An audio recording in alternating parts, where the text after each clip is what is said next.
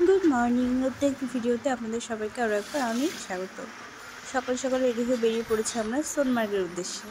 আর এত সুন্দর লাগছে রাস্তার পাশে যাওয়ার সময়, সর্ষে ক্ষেত পুরো ভর্তি। মানে এই টাইমটা এখানে এখন সর্ষে আছে কারণ এখানে ঠান্ডা, আর আমাদের ওখানে তো এখন ধান চাষ হচ্ছে। কিন্তু এখানে সর্ষেগুলো না একটু আলাদা, একটু সাইজে কেমন ছোটো ছোটো মোটা মোটা হয়, কিন্তু ভিউটা অসাধারণ। মাঝে মাঝে দু একটা ঘোড়া রয়েছে, ঘাস খাচ্ছে, ভীষণ সুন্দর লাগছে দেখতে, সত্যিই যেন স্বর্গ। ছোট ছোট গ্রামগুলো মানে বাড়িগুলো তো ছোট ছোট দেখাচ্ছে। আমার অদ্ভুত লাগছিল যে এমনভাবে পাহাড় কেটে কেটে কীভাবে বাড়ি তৈরি করেছে, আর এরা জমি বোঝে কী করে যে এইটুকু জায়গা আমার, এইটুকু অমুকের, কী করে মাপে, কী করে করে কে জানে। একটু একটু করে যতটা গাড়ি এগোচ্ছে, মানে সামনের দিকে যত গাড়ি এগোচ্ছে বরফ যেন তত কাছে চলে আসছে। পাহাড়ের উপর ওই যে সাদা বরফ, দারুণ লাগছে দেখতে। মানে আমার তো প্রথম দেখে মনে হচ্ছে যেন কে নুনের বস্তা ধরে ধরে ঢেলে রেখে দিয়েছে, একদম বিছিয়ে রয়েছে, খুব সুন্দর লাগছিল দেখতে। আর এখানে তো প্রচুর গাড়ি, মানে এদের মেন পেশাটাই যেন গাড়ি চালানো।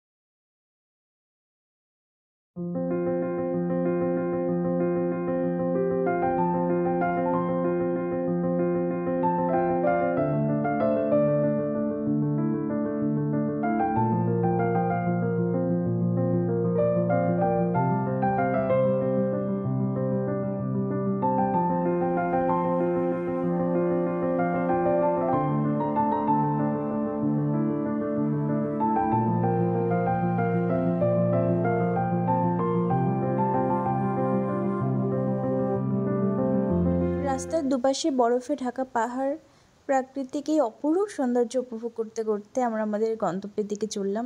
সোনমার্গে প্রায় কাছাকাছি আমরা এসেই গেছি। খুব সুন্দর। অবশেষে আমরা সোনমার্গে পৌঁছে গেলাম। গাড়ি থেকে আমি নেমে গিয়ে ভিডিও শুরু করে দিয়েছি, আর আমাদের গাড়ি থেকে এখনও কেউ নামেনি, মানে সবাই এখনও ভেতরে বসে আছে। ভীষণ ভালো লাগছিল, আমি আর অপেক্ষা করতে পারিনি। এখানে জ্যাকেট ভাড়া পাওয়া যাচ্ছিল, মানে ফর সেফটি, যদি বৃষ্টি টিষ্টি কিছু হয় সেই জন্য। আর এখানে জ্যাকেটগুলো ছিল বোধহয় 300 টাকা করে, মানে জ্যাকেট আর জুতো সেট ছিল 400 কি 500, আর জ্যাকেটটা বোধহয় শুধু 300, এরকম কিছু একটা ছিল, ভুলে গেছি। আসলে ভুলেই গেছি। আমাদের গাড়িটা আমাদের নির্দিষ্ট একটা জায়গায় নামিয়ে দিয়েছিল, আর সেখান থেকে আবার নতুন করে গাড়ি বুক করতে হয়েছিল। পার হেড 800 টাকা করে চাইছিল, তো আমরা সবাই মিলে গাড়িটা বুক করেছিলাম।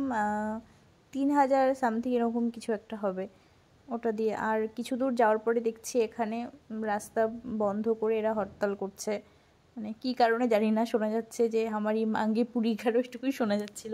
চিৎকার করছিল, প্রচুর গাড়ি আটকে ছিল। ফ্যামিলি মেম্বার নিয়ে আবার একটু দেখতেও গেছিলো এই যেখানে সব দাঁড়িয়ে আছে গাড়ির সারি। মানে একটা সময় তো ভয় পাচ্ছিলাম যে কী জানি বাবা, কাশ্মীর যেহেতু কী হলো। তারপর আবার ভয় পাচ্ছি যদি আমরা ওখানে পৌঁছাতে না পারি, সন্ধ্যা হয়ে যায়, কিছুই দেখতে পাবো না। মানে কত রকম খেয়াল ছিল মনের মধ্যে। প্রচুর লোক ছিল এখানে, বিএসএফ ছিল, অনেক ছিল, আর্মির লোকেরা ছিল। আমরা স্বর্গরাজ্যের আরও একটি খণ্ডে পৌঁছালাম। সত্যিই স্বর্গ, মানে চোখ জুড়িয়ে যাচ্ছে যেন, এত সুন্দর। মানে পৃথিবী মনে হচ্ছে যেন সব রূপ ঢেলে রেখে দিয়েছে এরকম। খুব খুব সুন্দর লাগছিল দেখতে। আর আমার হাতে দেখো কত কত, মানে যত জ্যাকেট আছে সব আমার হাতে দিয়ে দিয়েছে সবাই। কতগুলো, নড়তে পারছি না বেচারি, এমনিতেই কি জুতো পরিয়ে দিয়েছে, জুতোটা পরে হাঁটতেই পারছিলাম না তারপরে এটা। আর সত্যি যত বলবো ততই কম, ভীষণই সুন্দর লাগছিল, মানে চক্ষু সার্থক এরকম। এবার এখান থেকে যাওয়ার সময় কাকিমারা আমাদের থেকে আলাদা হয়ে গেছিলো, মানে একটু পিছনে পড়ে গেছিলো, কারণ এখানে অনেক আছে ভিডিও শ্যুট করার জন্য বলছিল। তো তাদের মধ্যে একজনের সঙ্গে কন্ট্যাক্ট করা হয়েছে, আর সে খুব ব্যস্ত, তাড়াতাড়ি করে আমাদের নিয়ে যাচ্ছে শ্যুট করানোর জন্য, সেই জন্য কাকিমারা। এখানে এসে আমরা স্টেজ গাড়িতে উঠেছিলাম, মানে প্রথম তো খুবই ভয় করছিল, খুব ভয় করছিল, আমি তো চেঁচাচ্ছিলাম মা গো বাবা গো করে। তারপরে যাই হোক চললাম। এবার আমি যখন নেমে গেলাম, তারপরে দাদাটা বলছিল যে ফ্যামিলি মেম্বারকে ওঠার জন্য। আমি বললাম হ্যাঁ দেখছি, তো দেখছি না, গিয়ে ওকে রাজিও করে ফেললাম, বললাম যে বেশ মজা পেয়েছি, খুব মজা হয়েছে, ভয় করে না। কিন্তু আমার তো ভীষণ ভয় করছিল, এসব বলেছি। তারপরে বলছি যে চোখ বন্ধ করে রাখো, তাহলে ভয় করবে না। কিন্তু ফ্যামিলি মেম্বার আমার থেকে বেশি সাহসী, তাই ও এনজয় করেছে, আমি চোখ বন্ধ করে করেছি। আর হচ্ছে এখান থেকে আমাদের বলেছিল 4টের মধ্যে চলে যেতে, মানে ওই এখানে এসে যারা সিকিউরিটি গার্ড বা তোমার ওই ডিফেন্সে আছে, ওরা না ওখান থেকে বলছিল যে চলে যেতে আমাদের 4টের মধ্যে। এখানে নাকি নিয়মই 4টের পরে বন্ধ হয়ে যায়, মানে জঙ্গলি মানে জানোয়াররা যদি এখানে চলে আসে, জন্তুরা, সেই জন্য হায়নাটান এসব নাকি আসতে পারে। ফ্যামিলি মেম্বারের হাতে একটা জ্যাকেট দেওয়া হয়েছিল, ওটা নিয়ে উনি উল্টে পড়ে যাচ্ছে, মানে একটা জ্যাকেট সামলাতে পারছে না। আর এই যে আমরা এখন ফিরে যাচ্ছি সোনমার্গ থেকে, কাকিমার হাতে জুতো, বোধহয় জয়িতা বা কারোর জুতো হবে জানি না। আর আমিও আছি, হেলে দুলে হেঁটে যাচ্ছি জুতোটা পরে। এখানে কাওয়া বিক্রি হচ্ছিল। আর একটা অদ্ভুত জিনিস, আমরা যেখান থেকে জুতো কিনেছি ওখানে ওরা 200 টাকা করে মেপে দিয়েছিল, আর এখানে 30 টাকা 40 টাকা করে জুতোগুলো পাওয়া যাচ্ছে, মানে কিনেছি না ভাড়া নিয়েছি। যাই হোক, ফ্যামিলি মেম্বার ওই যে পিছনেই রয়ে গেছে, ডাকছে আমাদের। এই যে এবার ফ্যামিলি মেম্বার যাচ্ছে, ফোনটা আমার হাতে ধরিয়ে দিয়ে, দেখো এগোয় আর ডাকে, যা তা। একটু কাশিও হচ্ছে, একটু আর অনেকটা। আর আমরা ওখানে অনেক রিলসও বানিয়েছিলাম। এখানে জিপলাইন ক্রস করা হচ্ছে নদীর ওপর থেকে, মানে আমার না ওখানে দেখে একটু মনে মনে ইচ্ছে করছিল, জয়িতার নাকি ইচ্ছা করছিল, ছোটো বোনুর করছিল, ফ্যামিলি মেম্বারেও ইচ্ছা করছিল, মানে সবার ইচ্ছে করছিল, আবার করছিল না, কেউ সাহস করে করতে পারেনি, মানে ভয় করছিল। ফ্যামিলি মেম্বার আমাকে বলছে বাবাই দেখো একটা মেয়েও করবে, অনেক ফোর্স করছিল, অনেক, মানে আমি রাজি হইনি, তাও আমার করতেই ভয় করছিল, অনেকটা উঁচু ছিল।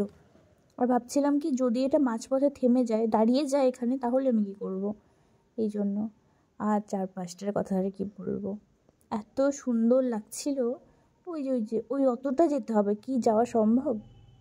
4-5টা একবার শুধু দেখাচ্ছি, কি সুন্দর যে লাগছিল। আর নদীটাও যাচ্ছিলো, মানে নদীটা না থাকলে ওপারে গিয়ে মনে হচ্ছিলো যেন একটা ভিডিও করে আসি, ছবি তুলে আসি, একটু দেখে আসি, এরকম মনে হচ্ছিলো, এত সুন্দর লাগছিল, ভীষণ সুন্দর।